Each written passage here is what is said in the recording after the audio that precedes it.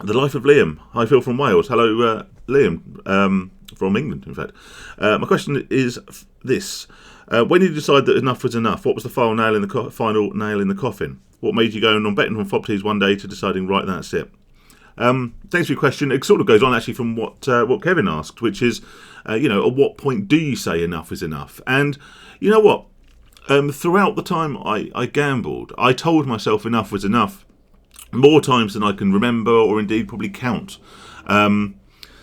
Because every time I had a significant loss, I was like, right, I'm not doing that again. I'm not going to go and play those FOBTs anymore. I'm not going to stick my money in online. This is stupid. Why am I doing this? Why have I done this again? This has to be the last time. Making myself promises. So, well, if I stop gambling now, if I literally draw a line under it now, then I'm okay. I've still got enough money in the bank to get through the month. I've still, I've not completely fucked everything up. Basically, I'm okay. I'm doing all right. And then you go and lose some more, and then you go, right, it really is enough this time. I haven't got any money. I'm going to wait till payday now before I've got any money again in the bank. And then you get paid, and then you do it again, and you go, right, enough is enough. So anyway, you can see the cycle, right? It happens time and time and time again. That you promise yourself is enough is enough. So there is these triggers all the time. There is this sort of very fleeting motivation. But as I just said in answer to Kevin's question, the motivation to quit based on loss, or the motivation to quit based on a negative experience with your addiction, is very, very short-lived. In the same way, if you go out and get absolutely hammered, you wake up with a hangover. And you go, oh God, I shouldn't drink so much. I'm never drinking again. This is really bad for me. I shouldn't do this.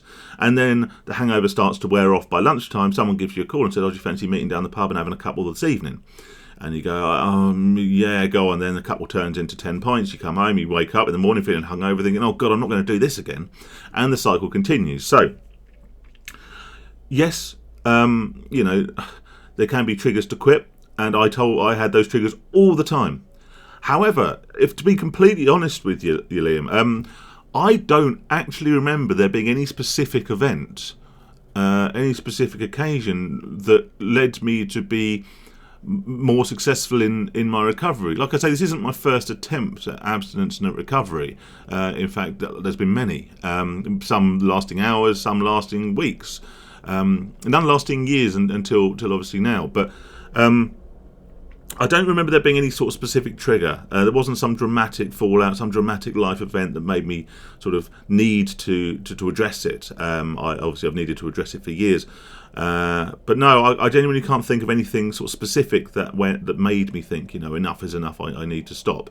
But I knew in my head, as I'm sure a lot of people do, that I needed to stop long before I decided that I wanted to stop, and I actually made the changes necessary to facilitate that change of my life. So if you're questioning if enough is enough, if you're questioning whether you should stop, whether you should quit, whether you should get into recovery, then you probably should.